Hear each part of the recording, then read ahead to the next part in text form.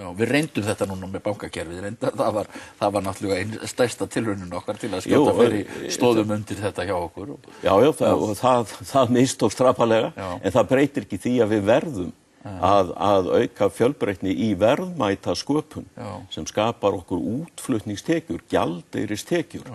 Okkur lífsnauðsyn að gera það og til þess þurfum við meiri stöðuleika, þurfum við sömu samkeppnisskilyrði og sambærileg fyrirtæki á erlendum mörkuðum. Það er náttúrulega merkilegt þegar stærstu sjávarútvegsfyrirtæki landsins eru farin að gera upp í erlendri mynt. Stærstu sjávarútvegsfyrirtækin, meiri hluti iðnaðarframleiðslunnar frá fyrirtækjum sem gera upp í erlendri mynt og flaggskip ríkisins Landsvirkjun getur ekki notað íslensku krónuna. Nei. Það algjörlega óþekkt annars staðar. En það sýnir þá veiku stöðu sem við erum í. Já, þannig að telurðu þá að við þurfum að ráðast í að finna einhverja alvöru skipan á okkar gjaldmiðilsmálum? Það algjörlega óhjákvæmilegt. Það stærsta verkefnið framundan að móta stefnu í þeim efnum. Fyrst, hvernig ætlum við að nálgast evruna, ef menn eru tilbúnir að fara þá leið. Og síðan að sigla Íslandi þar inn ef sá kostur fyrir hendi. Nú auðvitað mikill óróleiki í Evrópu, en við höfum tíman fyrir okkur, það tekur tíma að ná þessari samningsniðurstöðu og á þeim tíma munu þau mál skýrast líka. Þannig að þá sjáum við betur hvernig á að sigla inn í framtíðina. En við komumst ekkert hjá því að móta þessa stefnu, því að það stefnir í mikið óefni ef það á að halda áfram eins og við erum að gera núna. Menn tóku eftir því að seðlabankastjórinn var að kynna í þessari viku aðra útgáfu af höftum, mildari en samt eru það auðvitað höft og við getum ekki búið við þær aðstæður til lengri tíma ef við ætlum að tryggja Íslendingum sömu og sambærileg lífskjör og þjóðirnar í Evrópu hafa. En það sem við myndum kannski segja að við séum eins og maður sem að banka upp á í brennandi húsi með ástandið í Evrópusambandinu. Já, við ættum nú fyrst að líta þá í eigin barm. Okkar gjaldmiðill hrundi, það okkar stóra vandamál.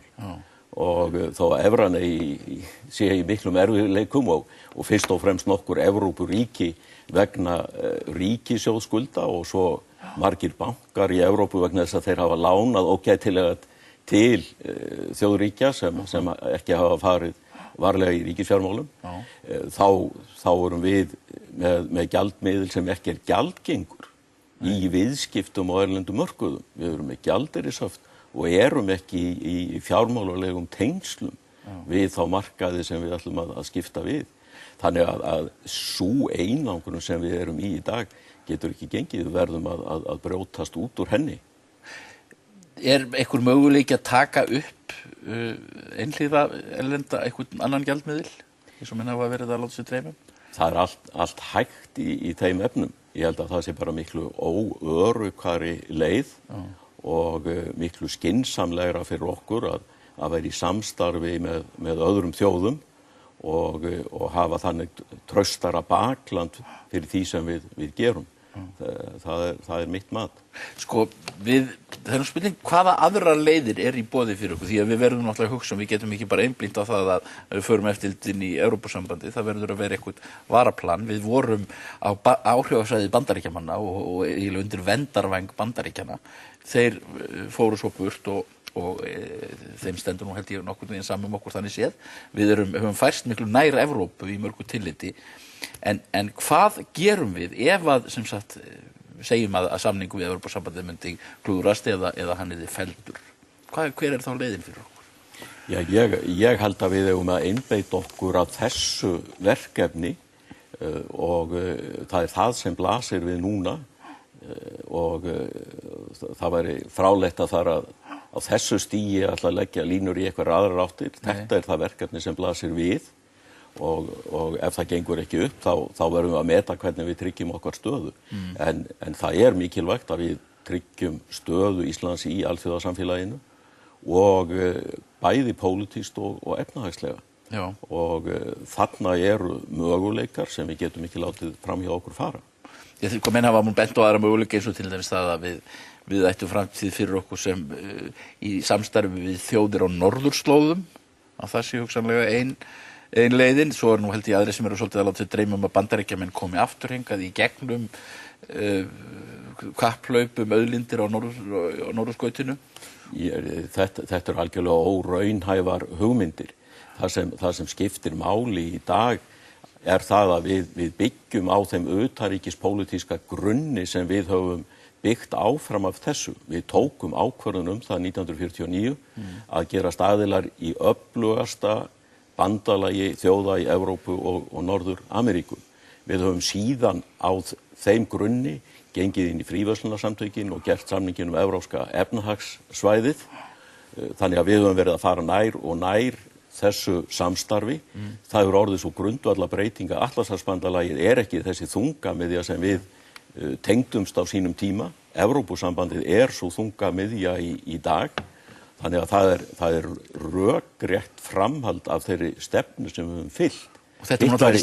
Hitt væri stefnubreyting að taka upp einhverjar slíkar hugmyndir. Ég tel að við eigum að byggja á þeim grunni sem við höfum fylgt fram að þessu. Og þróa þann grundvall áfram í ljósi nýrra aðstæðna og breyttra viðhorfa. Það held ég að sé farsælast. En þetta náttúrulega Sjálfstæðisflokkurinn í rauninni sem hefur mótað þessa stefnu. Það hann sem fór með okkur í alla þessa vegferð. Mikið rétt og þess vegna það mín skoðun að það væri eðlilegast og öruggast fyrir þjóðina að hann leiddi hann áfram á sama grunni. Já. En það en innan flokksins, ég veit ekki hvort að viðhorfin hafa breyst eða hvað með flokkin, en þar held ég, meiri hluti flokksmanna sannfærður það að aðild að Evrópusambandinu fylgi missir sjálfstæðis, missir fullveldis. Já, það mikil misskilningur. Enginn af þessum þjóðum hefur mist fullveldi sitt og við þurfum auðvitað að halda vel á okkar hagsmunum og sérstaklega verja okkar fiskveiði réttindi. Það grundvallar atriði og þess vegna getum við ekki fullyrt það í dag að þetta takist. Það sjáum við ekki fyrir að kemur að loka kafla samningaviðræðnanna. En þarna eru okkar möguleikar og við eigum að láta það á reyna. En það verður þó sennilega ekki fyrir eftir 2013, heldur þú? Héðan verður það ekki. Við þurfum að halda þessum undirbúningi áfram. Við þurfum að undirbyggja okkar málefnastöðu miklu betur en við höfum gert og nota þann tíma sem núna gefst af því að þetta mun taka lengri tíma en áformað var til þess að styrkja málefnastöðuna enn betur og vinna svo að því framhaldinu að ljúka þessu. En þá erum við með mannin sem með bæði sjávarútvegsmálin og landbúnaðarmálin sem svona í rauninni í andstöðu við þetta, þannig að þetta ekki auðvelt ferli og þetta hlýtur að vekja athygli erlendis hjá viðsemjendum. Þeir hljóta að velta þessu fyrir sér. Það náttúrulega mjög augljóst að þegar annar stjórnarflokkurinn og reyndar sá sem hefur svona meiri vikt í stjórnarsamstarfinu segist vera á móti þeirri niðurstöðu sem verður að vinna þá auðvitað vekur það athygli og veikir okkar stöðu. Þér finnst að VG hafi meiri vikt en Samfylkingin? Það mitt mat, já. Að lokum, örstutt, hefurðu trú á því að verði formannsslagur á landsfundinum? Já, þetta nú ekki spurning trú, en einhvern veginn kemur mér það samt á óvart ef það því. Þú heldur ekki að Hanna Birna fari fram? Það kemur mér á óvart. Það kemur mér á óvart. Jæja. Takk fyrir að koma í þáttinn, Þorsteinn. Við fáum hér á eftir hreint stórbrotinn mann, David Suzuki, japanskan Kanadamann sem hann þjóðhetja í Kanada og hefur staðið vaktina í frábærum náttúrulífsþáttum síðan, ég held ég 1962, ég held ég fari rétt með.